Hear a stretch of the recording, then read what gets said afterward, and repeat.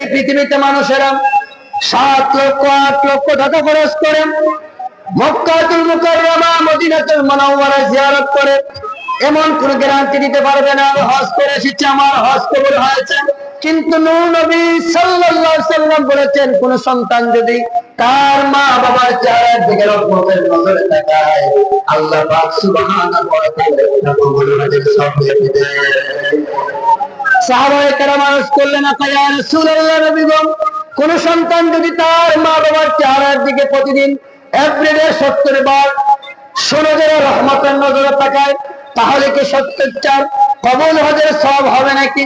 নূর নবী, হায়াতুন নবী, জিন্দা নবী, গায়েব কি খবর দেনেওয়ালা নবী বললেন, সাহাবায়ে কেরাম শুনে রাখো, কোন সন্তান যদি তার মা বাবার চেহারার দিকে প্রতিদিন 70 বার 80 বার নয়, প্রতিদিন যদি 100 বার রহমতের নজরে তাকায়, 100 বার রহমতের নজরে তাকাতে হবে, আমার আল্লাহ পাক 100টা কবুল হজের সওয়াব দেখতে তিনি পারবেন না। আর মহব্বতে বলেন সুবহানাল্লাহ।